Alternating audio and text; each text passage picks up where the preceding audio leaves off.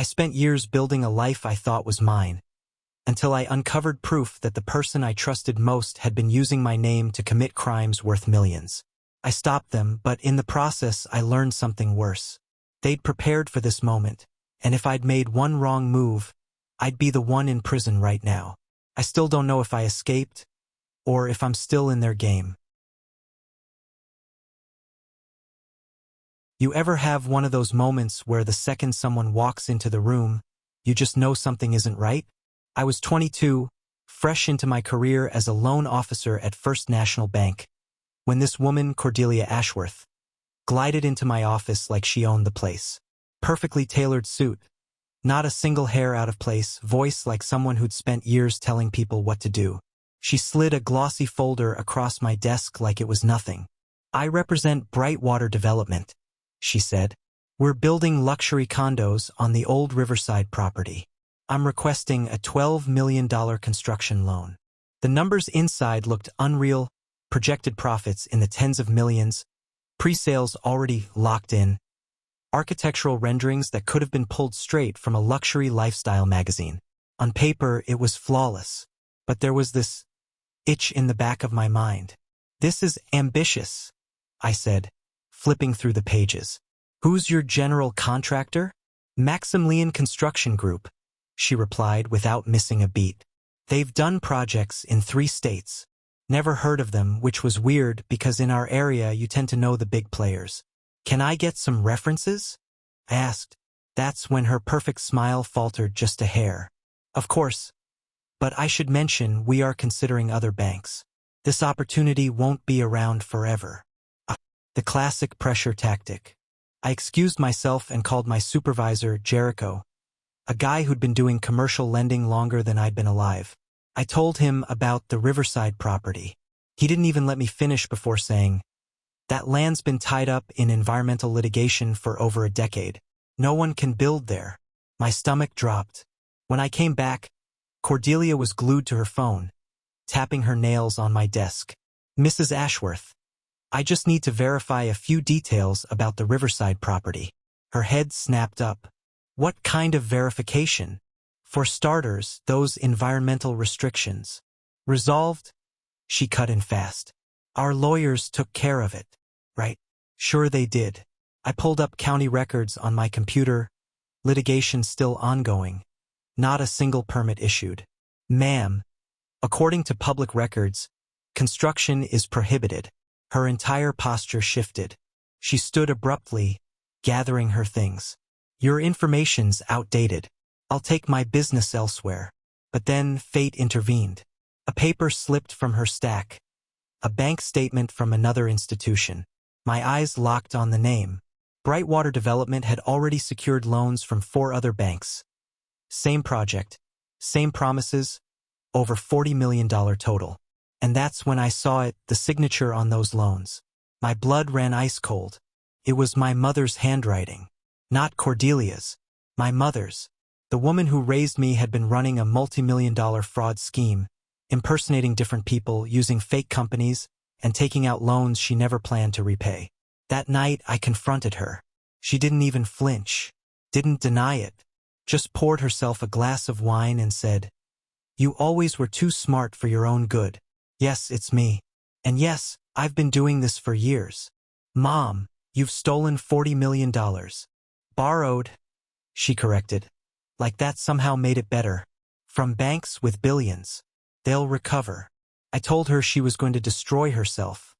And us. That's when she put her glass down, looked me dead in the eye, and said the sentence that made my knees buckle. "Actually, sweetheart, it's going to destroy you." She pulled out a folder and slid it across the table. Inside, loan documents with my forged signature on every single one.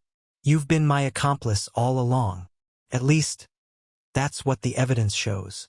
"You're framing me," I said, my voice shaking. "Insurance policy," she said smoothly. "If this goes south, you take the fall. You're young, you'll survive prison. I'm 58 with arthritis." The woman who taught me right from wrong was looking at me like a chess piece she could sacrifice. I asked her why. Her answer? "Because I can. And because you were always going to find out." Better I control the story. That's when it hit me. Those documents weren't just insurance. They were a loaded gun pointed at my future. But she'd made one huge mistake. You know what's funny? I said, my voice steadier now. You taught me to verify everything. Twice. Her smile twitched. When I saw your signature on those statements today, I didn't just call the other banks. I called the State Banking Commission and the FBI's Financial Crimes Unit. Her wine glass slipped from her hand, shattering against the floor. You're bluffing. I pulled out my phone, showing her my call log. Agent Patricia Valdez, Denver Field Office. She's very interested in a multi-state fraud scheme involving forged documents. I made that call 3 hours ago. Her face went pale. And I wasn't done. Oh, and while you were busy forging my name, you forgot something. Every loan I've processed has digital timestamps and security footage. The bank records exactly who's present for each transaction. Want to guess how many of those $40 million in loans show me in the building? 0. Because I was at work doing my actual job. While you were out pretending to be Cordelia Ashworth. Her hands trembled on the folder. Those papers you're holding? They're not insurance. They're evidence, forgery, identity theft, obstruction of justice. Thanks for collecting it all in one place. Her mask cracked. You don't understand. I needed the money. Your father left us with nothing. He left us a paid-off house and 200 grand in life insurance. You burned through it on plastic surgery and a BMW. I was trying to build something for us. You were stealing from people who trusted you. Some of those banks are in small towns. You've hurt real families. She sank into her chair, suddenly looking smaller. What happens now? My phone buzzed. Hello, Agent Valdez, I said, loud enough for her to hear. Yes, she's here. No, she doesn't know about the surveillance photos yet. Surveillance photos? She echoed, panic flashing in her eyes. Covered the phone. Turns out the FBI's been watching Brightwater development for months. They have you on camera walking in and out of banks under different names. The whole operation is on film. They'd been building the case ever since a Colorado bank flagged a suspicious loan. My call had given them the last puzzle piece. She'll be here in 20 minutes with a warrant, I said. Her voice cracked. You'd really let them arrest your own mother? You're not my mother, I said quietly. My mother believed in honesty. You're just a criminal with my DNA. We sat in silence until the knock came. Agent Valdez walked in with 2 other agents. Mom didn't fight, didn't protest, just nodded when they read her rights. As they led her away, she turned back. I'm sorry.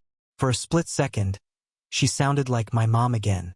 I know, I said. But sorry doesn't put $40 million back in the banks. The investigation dragged on for 6 long months. During that time, I learned just how deep my mother's deception went. This wasn't some spur-of-the-moment scam. She'd been at it for 4 years. It started small, little personal loans here and there, and then escalated until she was orchestrating multi-million-dollar construction frauds. And she hadn't been working alone. The FBI uncovered a sprawling web of con artists stretched across 12 states. Mom was just one cog in a machine much bigger than her. The true puppet masters were down in Florida, running an empire of fake development companies and hollow shell corporations. By the time it was over, my testimony helped take down 17 people, including the woman I'd grown up believing was my loving, devoted mother. She got 15 years in federal prison. I only visited her once after the sentencing, about a year in.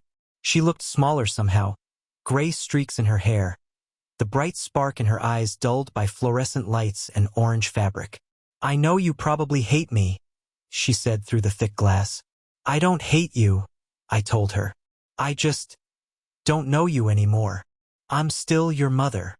You're the woman who gave birth to me and raised me for 18 years. But the person who tried to frame me for her crimes? That's a stranger. Her eyes welled up. She pressed her hand to the glass. I was scared, she whispered. After your father died, I couldn't stop thinking about ending up poor again. Going back to the way things were when I was a kid. I remembered those stories she told me. Growing up in a rundown trailer, wearing thrift store clothes, watching her own mother work herself to exhaustion just to keep food on the table. Being poor doesn't make you a criminal, I said quietly. We would have been fine. You don't understand what it's like to have nothing. I understand what it's like to have everything, and throw it away because of greed. That was the last time I saw her. 3 years later, the prison chaplain called. Mom had collapsed during her morning work shift. Heart attack. She was gone at 61. Her funeral was small. Just me, Aunt Diane, and a handful of neighbors who remembered her from before. They spoke about the woman who baked cookies for school fundraisers and walked stray dogs at the animal shelter. But to me, that woman felt fictional. And yet, standing by her grave, I realized she hadn't been entirely fake. The woman who taught me to question everything, to double-check every fact, to trust my instincts when something felt off. That part of her had been real. She'd just been losing a long, brutal war with the darker side of herself. And in the end, the criminal had won. I stayed at First National Bank for 2 more years, but the job never felt the same. Every loan application felt like a potential setup. Every smiling family buying a home, I'd wonder what they were hiding. Every business proposal I dissected like it was a crime scene. Eventually, Jericho pulled me aside. You're great at this, he said. Maybe too great. But you're not happy here anymore. He was right. I wasn't. I'd stopped trusting people altogether. What if I told you there's another way to use those skills? He asked. And that's how I ended up in front of Agent Patricia Valdez again. But this time as a job candidate. She'd been keeping tabs on me ever since my mother's arrest. My sharp eye for irregularities and my knowledge of banking systems, she said, were exactly what her team needed. We need someone who can think like a banker, but work like a detective, she told me. Someone who can look at numbers and see the story they're hiding. The shift from banker to federal agent was jarring. In banking, denying a loan might disappoint someone. In law enforcement, catching a criminal might change the course of dozens of lives, for better or worse. My first big case was a Ponzi scheme in Arizona targeting retirees. The ringleader, Theodore Peton, was smooth as silk, the kind of man who could charm your grandmother out of her life savings without her even realizing it. His pitch, a recession-proof, precious metals fund. He had fake charts, slick brochures, and even staged storage facilities where clients could visit their non-existent gold. To most people, it looked airtight. But to me, the cracks were everywhere. Bank statements that didn't line up. Storage receipts printed in suspiciously neat batches. Insurance papers from companies that didn't exist. I went undercover as a potential investor, sat across from him in his Phoenix office, and smiled while he tried to sell me a lie. Took 4 months to lock the case down. When we finally arrested him, we recovered less than $2 million of the $8 million he'd stolen. The rest? Gone on casinos, sports cars, and a Scottsdale mansion. At sentencing, I sat in court and listened to his victims speak. Margaret Chun, 68, had lost her entire retirement. Robert Taylor, 74, had to sell his home and move in with his daughter. Peton never once apologized. He blamed his victims for being naive. He got 12 years. Over the next 5 years, I handled some of the worst cases imaginable: cancer patients denied care by insurance scams, military families targeted by fake investment plans, identity theft rings that gutted people's lives. And over time, the work wore me down. You can only stare at that much cruelty before it starts to seep in. That's when my Aunt Diane called out of the blue. I have a proposition for you, she said. Something I think your mother would have wanted. We met at a coffee shop downtown. Diane, polished as ever in her tailored suit, got straight to the point. I've been thinking about your mom, about how she got caught in that network. Most of those people started as legitimate business owners who made one bad choice, and then another until they were trapped. I shifted uncomfortably. I didn't like talking about Mom. What if we could catch them before that first bad choice snowballs? What if we could spot the red flags before they turned into full-blown crimes? She slid a card across the table. I'm starting a consulting firm. We'll help banks and investment companies design better fraud detection systems. Your background, banking and FBI, is exactly what we need. The idea hit me hard. Instead of picking up the pieces after lives were ruined, maybe I could stop the damage from ever happening. Why me? I asked. Because you understand both sides, she said. You know how banks think. You know how criminals think. And you know exactly what it costs when good people get hurt. I didn't answer my aunt's offer right away. I let it sit. A month to be exact. In that time, I was buried in what would turn out to be my last case with the FBI. A cryptocurrency scam that had chewed through $12 million from investors across 6 states. The ringleader? A 24-year-old self-proclaimed crypto genius who swore he'd built revolutionary blockchain technology. In reality, all he'd built was a pipeline funneling people's money into offshore accounts so he could bankroll private jets, 5-star resorts, and a string of Instagram-worthy vacations. When we arrested him in his Miami penthouse, he actually looked baffled. It's not like I hurt anyone, he said. These were rich people. They could afford to lose a few thousand. Except no, they couldn't. When I read through the victim statements, the truth hit hard. These weren't faceless billionaires. They were teachers investing their pensions. Small business owners risking everything they'd built. A retired nurse who'd been saving for her grandkids' college. That case made the decision for me. I called Diane and told her I was in. 6 months later, Clearwater Financial Consulting opened its doors. Our very first client was a mid-sized bank in Colorado that had been targeted by the exact type of construction loan scam my mother once ran. And I knew exactly how to shut it down. Working with their lending team, I built a verification process that would have killed Mom's scheme before it even got started: environmental database cross-checks, contractor license verification, mandatory on-site inspections for any project over $5 million. Felt different. Good even. For once, I wasn't just chasing the damage. I was preventing it. Over the next 3 years, we grew fast. Credit unions, investment firms, insurance companies, all across the western U.S., we helped plug holes before fraudsters could crawl through them. Our systems stopped an estimated $47 million from vanishing into the wrong hands. And then came the case that changed everything. I was in my Denver office, halfway through quarterly reports, when Diane knocked on the door. "There's someone here to see you," she said. She specifically asked for the daughter of the woman who ran the Brightwater scam. My chest tightened. After all these years, someone from Mom's network had found me. Do I need to call security? I don't think so. She's got a little girl with her, and she looks terrified. In the lobby stood a thin, nervous woman clutching a manila envelope like it was keeping her alive. Next to her, a girl, maybe 8, with the same dark hair and wide, cautious eyes. "Are you the one who turned in the Brightwater woman?" she asked. "That was me." "Why? Can we talk somewhere private?" I led them into my office. The woman didn't sit. "My name's Carmen Rodriguez. This is my daughter, Isabella. 4 years ago, my husband invested our savings in Brightwater Development." My stomach sank. Another victim. "Mrs. Rodriguez, I'm sorry. The case is closed. The restitution fund." "No," she cut me off. "We got our money back. All of it. Plus interest." That stopped me cold. The FBI had recovered less than 20% of the stolen funds. How is that possible? She laid the envelope open on my desk. Bank statements, cashier's checks, wire transfers. Every document showing payments made to Brightwater victims over the last 2 years. "Someone's been finding everyone who lost money and paying them back anonymously," she said. "Through lawyers, through shell companies." I scanned the paperwork. The money was coming from something called the Ashworth Foundation. Ashworth, one of Mom's old aliases. My pulse spiked. "Mrs. Rodriguez, why show me this?" "Because we think your mother set this up before she went to prison.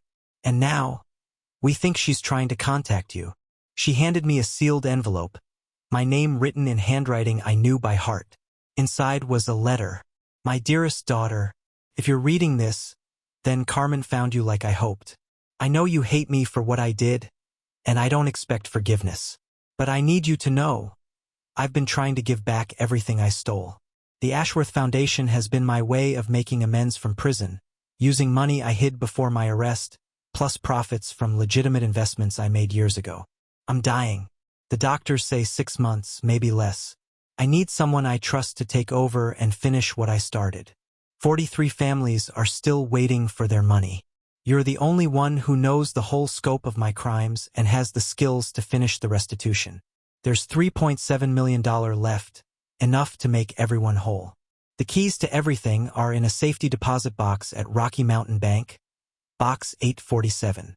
Your name is already on the account. I know I failed you as a mother, but maybe we can succeed together at being human. With love and regret, Mom. I read it 3 times before looking up.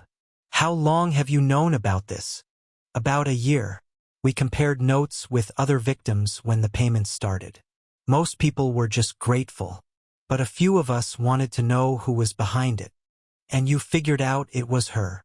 The numbers were too exact. Only your mother and the FBI had that data. I asked the question I couldn't shake. Why bring this to me at all? Why not just take the money and move on? Carmen glanced at her daughter. Because she deserves to know people can change, and that making something right is still worth trying. 2 weeks later, I was back in a prison visiting room, staring at my mother. She was smaller now, hair fully gray, her skin pale, but her eyes, they were still sharp. You got my letter, she said. I did. The question is, do I believe it? The bank records don't lie. You taught me that. I had, in fact, verified every word. The foundation was real. The payments were real. The money was exactly where she said it was. Why now? Because for the first 3 years, I was still thinking like a criminal, trying to beat the system. It took that long to realize the only way forward was through. And you're dying. She nodded. Pancreatic cancer. So this is just about clearing your conscience before you go? No. This is about you, she said, steady. About giving you a chance to finish something good, instead of just punishing what's bad. I studied her for any sign of manipulation. How do I know this isn't another con? Because you'll verify everything yourself. You don't have to trust me. Just trust the numbers. And she was right. Every transaction was documented. Every account balanced. One more thing, she added. There's enough to pay everyone back, but also enough to start something lasting. A program to help people avoid becoming victims in the first place. That made me pause. What kind of program? Financial literacy for seniors. Fraud warning systems for banks. Support groups for scam victims. All the things I wish had existed before I became who I was. Despite everything she'd done, the lies, the betrayal, the way she'd almost ruined my life, I caught myself considering her offer. If I do this, I told her, I get complete control. No input from you, no strings attached. It becomes my project, my rules. She didn't hesitate. Agreed. And I want total transparency. I need to know exactly where every single penny came from. If even $1 traces back to a crime outside of Brightwater, I walk, and I turn it all over to the FBI. Her mouth curved in the faintest smirk. All legitimate sources. I may be a criminal, but I'm not stupid enough to launder dirty money through a charity. 6 months later, she was gone. Pancreatic cancer took her in the prison's medical ward. I wasn't there. I didn't attend her funeral. That day, I was in Colorado, sitting in the living room of the last Brightwater victim on the list, retired Professor Edmund Kravitz. 5 years earlier, he'd lost his entire retirement fund to my mother's scam. When I handed him a cashier's check for $127,000, his hands trembled before he pulled me into a hug. I never thought I'd see this money again, he said, voice cracking. I was going to have to sell the house my wife and I built together. That night, I made a decision. The Ashworth Foundation wouldn't die with Mom's victims being paid back. It would grow. Using the leftover funds and donations from families who'd already been made whole, we launched a fraud prevention education initiative. Now, our programs operate in 8 states. We teach financial literacy to seniors. We train bank employees to spot scam warning signs before it's too late. In the past 3 years, we've prevented an estimated $12 million in potential fraud losses. But the victories I hold closest aren't measured in dollars. They're the letters. The 80-year-old widow who recognized a fake charity because she remembered our workshop on phone scams.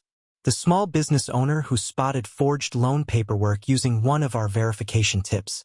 Every time I read one, it feels like a tiny battle won against the very network my mother once helped. And I do still think about her. Not the woman who tried to frame me, but the one who spent her last years quietly trying to repair the damage. The one who turned her knowledge of scams into tools for protecting people. A few months ago, a package showed up with no return address. Inside was a worn leather journal, my mother's handwriting filling every page. She documented every crime she'd committed, every victim she'd hurt, every method she'd used, but also her restitution plan, names of people she wanted to help, ideas for preventing others from following her path. The final page stopped me cold. I can't undo what I did, but maybe I can use what I learned to stop others from making the same mistakes. The biggest scam I ever pulled was on myself, convincing myself my crimes didn't hurt real people. Don't let anyone else believe that lie. Take care of each other. Today, I run the Ashworth Foundation full-time. Diane is our legal counsel, steering us through the maze of regulations surrounding fraud prevention. And every morning, when I unlock our office, I'm reminded of one truth. The most dangerous scam isn't always the one on paper. It's the one we run on ourselves, telling ourselves our actions don't have consequences, that someone else will pick up the pieces. My mother learned that lesson too late. My job is to make sure others learn it in time. Because here's what I've discovered: financial crimes aren't just about the money. They're about trust. The trust we place in institutions, contracts, and the promises of other people. And when that trust shatters, it doesn't just take your savings. It robs you of your security, your confidence, your willingness to take the risks that make life worth living. Some victims I've worked with never recover from that kind of betrayal. They become suspicious of everything and everyone, even family. Others manage to turn their pain into purpose, becoming advocates and warning others. The difference? It's not how much they lost or how elaborate the scam was. It's whether they could rebuild their sense of control, their belief that they could learn, adapt, and protect themselves moving forward. That's what our programs are built to give back. Not just facts about scams, but the confidence to trust your instincts when something feels wrong. 6 years after Mom's death, I got a letter that made me stop in my tracks. It was from someone I never expected to hear from, Theodore Peton, the precious metal scammer I'd helped put away during my FBI years. Dear Ms., last name. I know you probably don't want to hear from me. I understand if you throw this away, but I've spent the past 8 years thinking about the damage I caused. I've been working with other inmates who committed financial crimes, trying to understand why we made the choices we did. Most of us didn't start with some grand scheme. It began with small compromises, rounding a number up, cutting a corner, and then the only way out was deeper in. I'm not making excuses. What I did was wrong, and I hurt people who trusted me. But I want to help make sure others don't walk the same road. I heard about the Ashworth Foundation. If there's any way I can contribute, maybe by speaking to financial professionals about how these schemes really unfold, I'd like to help. I understand if you don't trust me. I wouldn't trust me either. But I've learned that the only way to move forward from the worst thing you've done is to spend the rest of your life doing better. Sincerely, Theodore Peton. I took the letter to Diane. What do you think? Is this real? Or is he just working another angle? She tapped her finger against the page, thinking. Maybe both. People can feel real remorse and still be looking for an opening. The question is, can we use what he knows in a way that minimizes the risk and maximizes the good? In the end, we decided to take a calculated risk with Peton. He'd be allowed to speak, but always in a strictly controlled environment. No unsupervised meetings, no backroom access to our operations. A law enforcement officer would be in the room every single time. His role? To explain the psychology of fraud, how someone goes from playing by the rules to rewriting them entirely. The first time I saw him in action was in Phoenix, the same city where he'd once run his precious metals scam. This time, he wasn't there to pitch an investment opportunity. He was facing a room full of bank loan officers, the exact kind of people who could have stopped him years ago. From my spot at the back of the room, I watched him start his story. "It began with little lies," he said.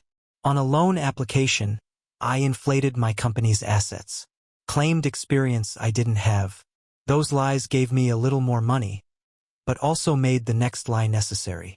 He paused, letting the room breathe. "The first time I used investor money for personal expenses, I told myself it was temporary, that I'd pay it back when the next deal closed. But that next deal needed more cash. More cash meant more investors. More investors meant bigger lies." You could feel the room tense as he spoke. By the time I realized I was running a Ponzi scheme, I was in too deep.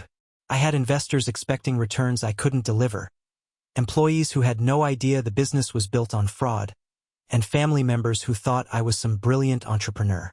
His voice dropped. "The worst part? I could have stopped at any time, declared bankruptcy, faced the music, started over clean. But I kept telling myself I could fix it, without ever admitting what I'd done." When the floor opened for questions, the crowd didn't hold back. These were professionals who dealt with fraud every day. They weren't going to give him a free pass. "How do we know you're not just here to clean up your image?" one officer asked. Petan didn't flinch. "You don't. And honestly, you shouldn't trust me. But you can check every word I've said, court records, victim statements, the methods I used. What matters isn't whether you trust me personally. What matters is whether this information keeps you from falling for the next guy who tries the same thing." That earned him a few nods. Afterward, a woman approached me. "I've never heard someone break down the escalation like that. It makes spotting the early signs so much easier." Another added, "We always think of fraud as something that happens all at once. But seeing it as a process, that changes how I'll look at loan applications." Over the next 2 years, Petan spoke at 17 fraud prevention events across 4 states. The feedback was consistently positive. People left those sessions sharper, more cautious, more aware. But I never forgot who he was, or what he'd done. And then, one afternoon in Las Vegas, he approached me after a presentation. "I have an idea for expanding the program," he said. "What if we built a consulting service where reformed white-collar criminals work directly with banks to review their security systems?" I stared at him. "You want banks to pay convicted fraudsters to test their vulnerabilities? Who better to find the cracks than the people who've exploited them? Or the people who might exploit them again?" I countered. He tried to soften it. "We could have safeguards, background checks, strict supervision." I didn't let him finish. "No. That's a hard no." That conversation was a wake-up call. However valuable his insight was, there were lines I couldn't and wouldn't cross. We scaled back his role, set even stricter boundaries. Any former criminal who worked with us would be used solely for education and awareness, never anywhere near a live financial system. It reinforced something I already knew. Redemption can be real, but it's never automatic. You have to earn it, day after day, in ways that leave no room for old habits. Some of the most powerful voices in our programs didn't come from reform scammers at all. They came from people who'd lived through being on the other side. Take Margaret Chin. She lost her entire retirement to Petan's precious metals scam, but instead of disappearing into quiet bitterness, she became one of our best educators. She'd stand in front of senior groups and say, "I wasn't a gullible old lady who fell for an obvious trick. I asked questions. I researched, but I didn't know the right questions to ask, or where to find the answers." Her sessions were packed with practical steps, how to verify licenses, research companies, spot pressure tactics. But her biggest gift was removing the shame. "These people are professionals," she'd tell them. "They study psychology. They rehearse their pitch. They know exactly how to earn your trust. You're not stupid for believing them. You're human." Then there was Robert Taylor, another of Petan's victims, who took a different route. He focused on military families, a community with its own unique vulnerabilities. "Military culture teaches you to trust authority," he explained. "Scammers use that. They present themselves as experts who can help you maximize your benefits or protect your family." His workshops for military financial counselors were game changers, because he spoke their language, understood their mindset, and knew exactly where the danger points were. That's when it really clicked for me. Preventing fraud isn't just about spotting the mechanics of a scam. It's about understanding who the scam is targeting and why they're vulnerable. Seniors, young adults, service members, small business owners. Every group has its own weak spots. The most effective programs we've ever run, they're the ones built for a specific audience, using examples and warnings that speak directly to their world. 8 years after I first opened the doors to the Ashworth Foundation, we'd gone from a one-person operation to a team of 12 full-time staff and a network of volunteer educators spread across the western United States. Our impact studies told me something I'd always hoped for but never dared to expect. In communities where our programs were active, reported financial crimes dropped by 30% compared to similar areas without them. But that's not the number I'm most proud of. No, the number that means the most is this: over 4,000 letters. 4,000 people who reached out to say they didn't become a victim because of something they learned through our programs. Every letter is a story. A retired teacher who recognized a grandparent scam phone call thanks to one of Margaret Chen's presentations. A small business owner who caught a fake invoice scheme because he learned to double-check vendor records in one of our workshops. A military spouse who hung up on a deployment scammer because she'd seen Robert Taylor's materials about financial predators targeting military families. Each one isn't just about money saved. It's about trust kept, confidence preserved, faith in institutions left intact. That's the real heart of fraud prevention. Not just blocking criminals, but protecting the social trust that keeps communities working. And lately, I've been thinking bigger, because the truth is, financial crime isn't local anymore. It crosses borders just as easily as an email or a wire transfer. Criminals in one country are targeting victims halfway across the world.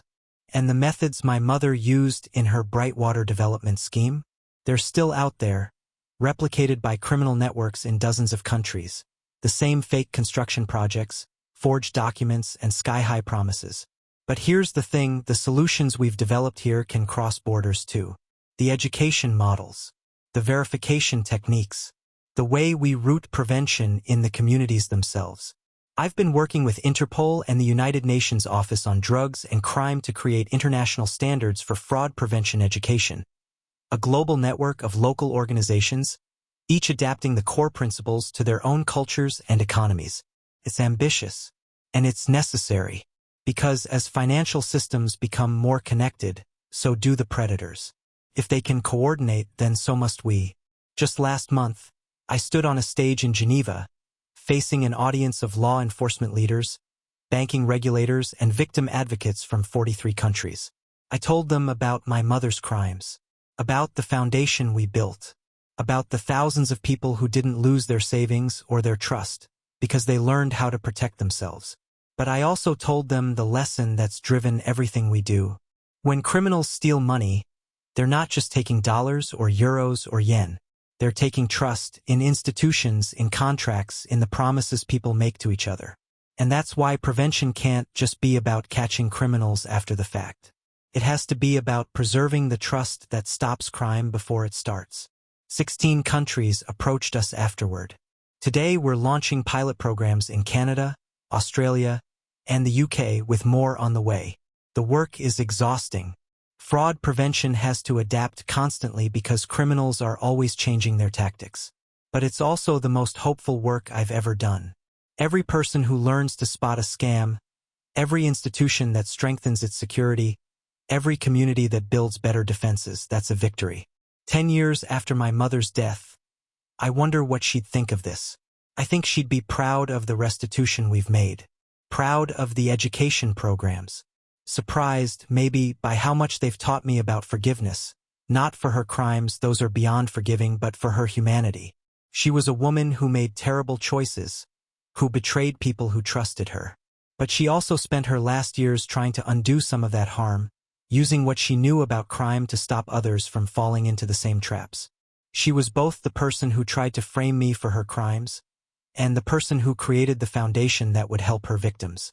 People are complicated like that, capable of harm and of good, sometimes in the same breath.